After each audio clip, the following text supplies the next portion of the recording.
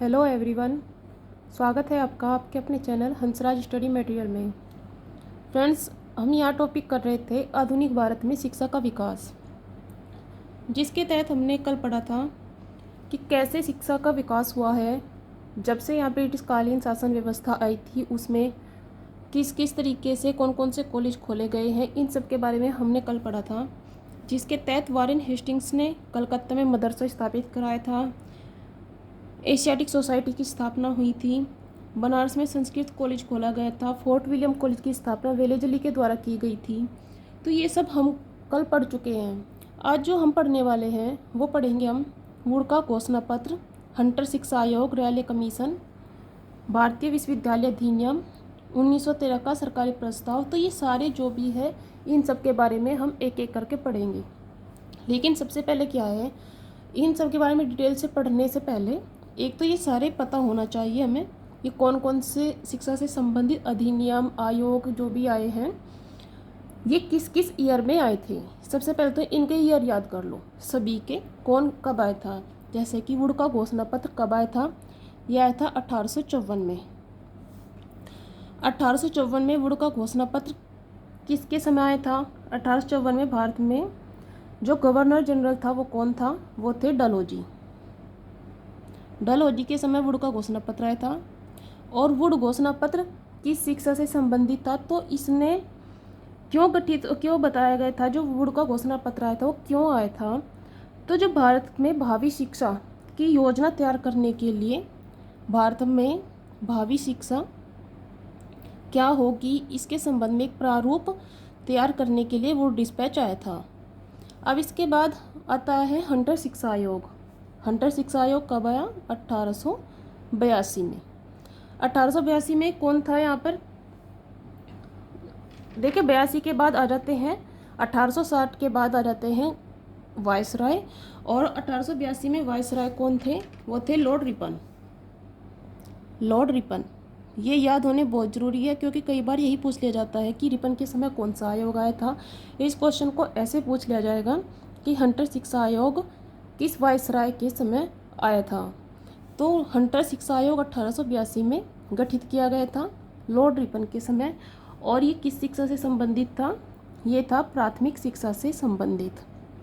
प्राथमिक शिक्षा के बारे में इसे बताना था। लेकिन इसने अपने जो सुझाव और सिफारिशें दी वो केवल प्राथमिक से ही संबंधित नहीं थी, इसने माध्यमिक से संबंधित भी अपनी सिफारिशें दी थी। इसके बाद आता है रैले कमीशन। रैले कमीशन कब आया था, ये आया था 1902 में। 1902 में भारत का वायसराय कौन था, लॉर्ड कर्जन। कर्जन के समय रैले कमीशन का गठन किया गया था। और इस कमीशन की सिफारिशों के आधार पर ही भारतीय विश्वविद्यालय अधिनियम आया था 1904 में। इस रैले कमीशन ने जो सिफारिशें दी थी उनके आधार पर ही भारतीय विश्वविद्यालय अधिनियम लागू किया गया था 1904 में। और आप इस विश्वविद्यालय से संबंधित इस नाम से ही पहचान गए होंगे कि ये किस शिक्षा से संबंधित था। ये उच्च शिक्षा या फिर आप कह लीजिए विश्वविद्यालय शिक्षा से संबंधित आयोग था। अब इससे आगे इससे अब आता है 1913 का सरकारी प्रस्ताव। अब ये तो आप समझ ही गए, देखिए इसमें से लिखा हुआ है कि 1913 में आया था सरकारी प्रस्ताव। 1913 में वायसराय कौन थे, हार्डिंग। वही हार्डिंग जिन्होंने दिल्ली दरबार का आयोजन किया था। इसके बाद है सैडलर कमीशन, जो कि 1917 में स्थापित हुआ था। और सैडलर आयोग क्यों स्थापित किया गया था, क्योंकि जो कलकत्ता विश्वविद्यालय है, कलकत्ता विश्वविद्यालय की समस्याओं को लेकर उसके संबंध में सुझाव देने के लिए कलकत्ता विश्वविद्यालय आयोग भी इसका नाम है, सैडलर कमीशन का गठन किया गया था 1917 में। इसके बाद आती है हटांग समिति। हटांग समिति कब आई थी, ये आई थी 1929 में। और 1929 में कौन थे भारत का वायसराय, 1929 में था इरविन। इरविन के समय हटांग कमेटी गठित की गई थी। और ये क्यों की गई थी, ये देखिए सभी प्राथमिक से लेकर उच्च शिक्षा इन सभी के बारे में इसे सुझाव देने थे, इनके लिए हटांग कमेटी गठित की गई थी। इसके बाद आती है सार्जेंट योजना, जो कि 1944 में आई थी। 1944 में किसके समय सार्जेंट योजना आती है,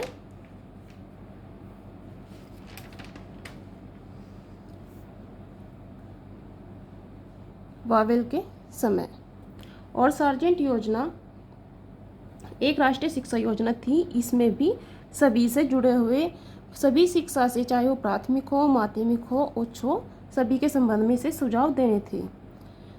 अब आता है राधा कृष्णन आयोग, जो कि 1948 में गठित हुआ था और स्वतंत्र भारत में सबसे पहले, स्वतंत्र भारत के आज़ाद होने के बाद गठित सबसे पहला शिक्षा आयोग था राधा कृष्णन आयोग। ये किसके समय बना था? ये बना था लॉर्ड माउंटबेटन के समय। लेकिन इस समय जो भारत के वायसराय थे वो थे लॉर्ड माउंटबेटन। लॉर्ड माउंटबेटन के समय राधा कृष्णन आयोग आया था और ये भी विश्वविद्यालय शिक्षा से संबंधित था, अर्थात उच्च शिक्षा से संबंधित आयोग था। इसके बाद आया था मुदालियर आयोग, जो कि 1952 में आया था। 1952 में मुदालियर आयोग, और इस समय जो भारत के प्रधानमंत्री थे वो कौन थे? वो थे जवाहरलाल नेहरू। जवाहरलाल नेहरू के समय मुदालियर आयोग गठित किया गया था 1952 में।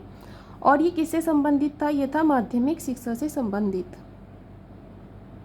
इसका संबंध माध्यमिक शिक्षा के संबंध में अपनी सिपाही से देना था। फिर आता है कोठारी शिक्षा आयोग। कोठारी शिक्षा आयोग का गठन कब किया गया? 1964 में। इसने अपनी रिपोर्ट 66 में जारी की थी। इसका संबंध किससे था? ये भी एक उच्च स्तरीय उच्च शिक्षा से संबंधित आयोग था। इसके बाद राष्ट्रीय शिक्षा नीति आती है। दो राष्ट्रीय शिक्षा नीति थी। एक शिक्षा नीति आती है 1968 में और दूसरी आती है 1986 में। जब पहली राष्ट्रीय शिक्षा नीति आई उस समय पीएम इंदिरा गांधी थी और दूसरी राष्ट्रीय शिक्षा नीति के समय राजीव गांधी पीएम थे। और जो 1968 की शिक्षा नीति है ये कोठारी शिक्षा आयोग की सिफारिशों के बाद ही लागू की गई थी। और इसके बाद ये नई शिक्षा नीति आई थी उस समय की, ये आई थी 1986 में। इसके बाद आते हैं राममूर्ति समिति। राममूर्ति समिति कब आई थी? 1990 में। इस समय जो पीएम थे वो थे चंद्रशेखर। इसके बाद यशपाल समिति, जो कि 2008 में आई थी। 2008 में पीएम कौन थे? मनमोहन सिंह। और अभी जो हाल ही में लागू हुई है वह है नई शिक्षा नीति। नई शिक्षा नीति जो कि 2020 में लागू की गई है, जो कि नरेंद्र मोदी जी के समय लागू हुई है। तो एक बार ये तो हमने सभी पढ़ लिए।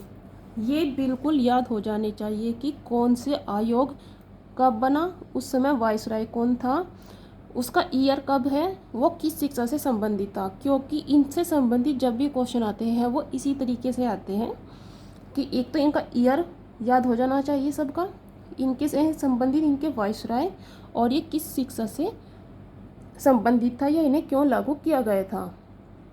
चलिए, तो अब इसमें सबसे पहले हम पढ़ेंगे वुड का घोषणा पत्र।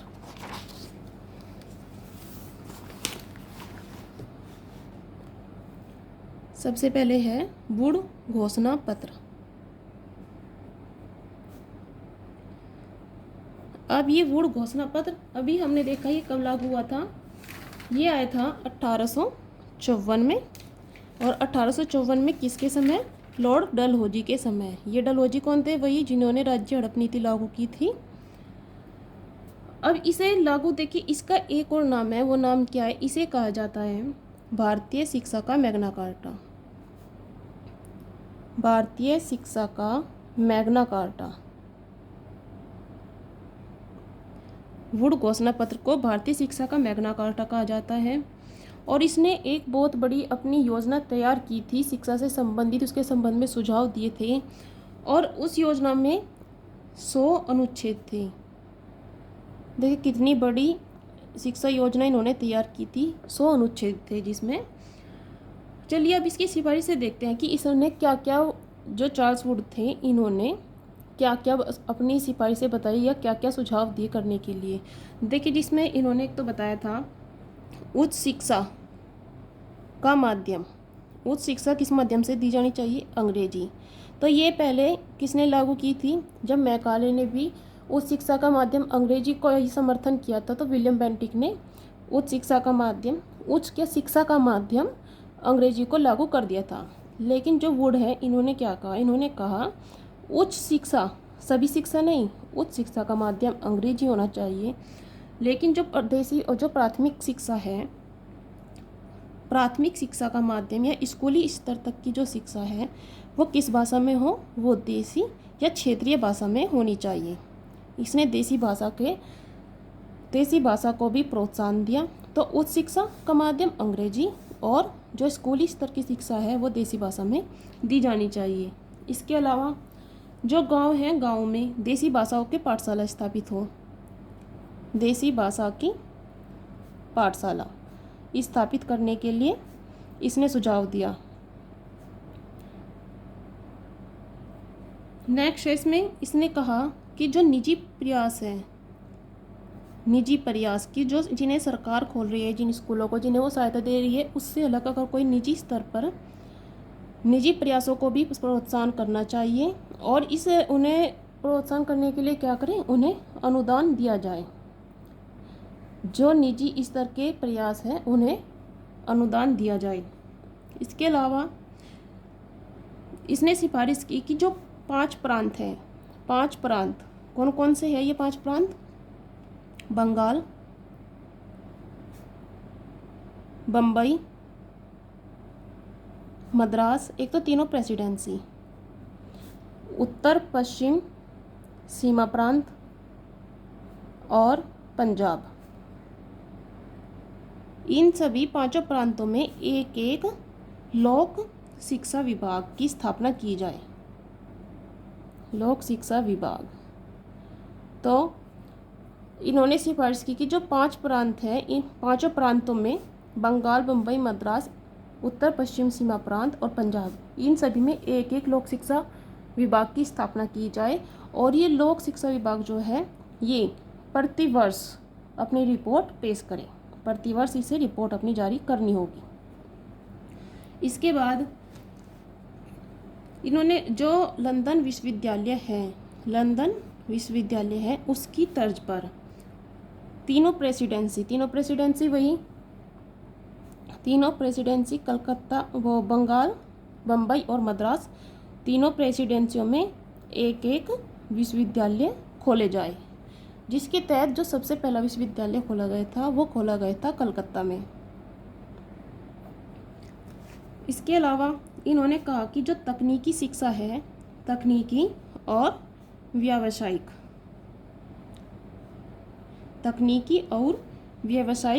विद्यालय की स्थापना की जाए, ताकि इससे संबंधित व्यावसायिक शिक्षा प्रदान की जाए और तकनीकी से संबंधित शिक्षा प्रदान करने के लिए विद्यालयों की स्थापना की जाए। अध्यापकों को प्रशिक्षण देना भी बहुत आवश्यक है। अध्यापक प्रशिक्षण के लिए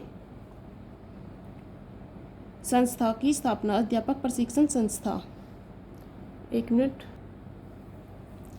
तो अध्यापकों को प्रशिक्षण देने के लिए संस्था स्थापित की जाए जहां अध्यापकों की कक्षाएं चल सके, ताकि भी नई नई चीज़ें जो आ रही है उनसे जुड़ सके।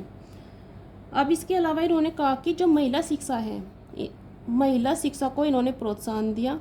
महिला शिक्षा के प्रयासों को प्रोत्साहित किया जाए, जिससे जुड़े हुए थे जे.ई. बेथुन ने महिला शिक्षा से संबंधित महिला पाठशाला स्थापित की, जिन्हें बेथुन फीमेल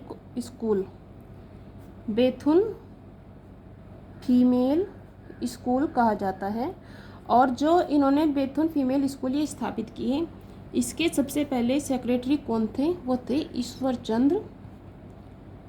ईश्वर चंद्र विद्यासागर। इसके अलावा जन साधारण की जो शिक्षा थी, अब उसे वहन कौन करे, उसकी जिम्मेदारी कौन ले? तो उसका उत्तरदायित्व सरकार को वहन करना होगा।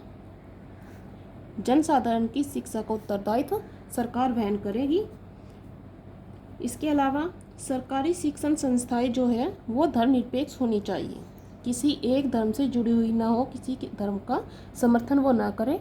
तो सरकारी जो संस्थाएं हैं वो धर्मनिरपेक्ष हों। और एक इनका जो सबसे इम्पोर्टेंट उद्देश्य क्या था, शिक्षा नीति का इनका उद्देश्य क्या था?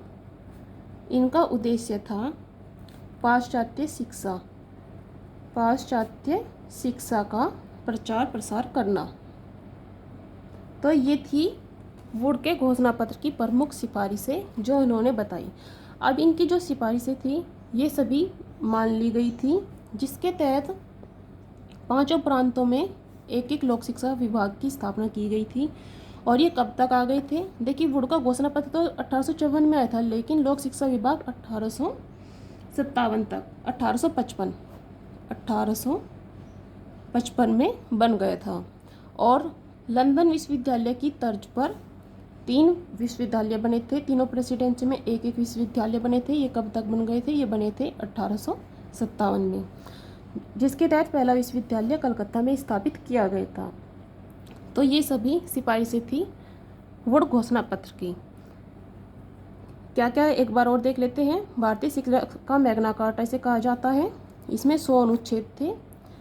उच्च शिक्षा का माध्यम अंग्रेजी को बताया गया, लेकिन देसी भाषाओं को भी प्रोत्साहित किया गया इन्होंने। और प्राथमिक शिक्षा जो है वो देसी भाषा में देने की सिफारिश की थी। देसी भाषा की पाठशाला स्थापित करने के लिए कहा गया। निजी प्रयासों को प्रोत्साहन देने के लिए इन्हें अनुदान दिया जाए। 5 प्रांतों में एक एक लोक शिक्षा विभाग की स्थापना। लंदन विश्वविद्यालय के तर्ज पर तीनों प्रेसिडेंसी में एक एक कॉलेज स्थापित हो। तकनीकी और व्यावसायिक विद्यालयों की स्थापना हो। अध्यापक प्रशिक्षण संस्थाएं खोली जाए।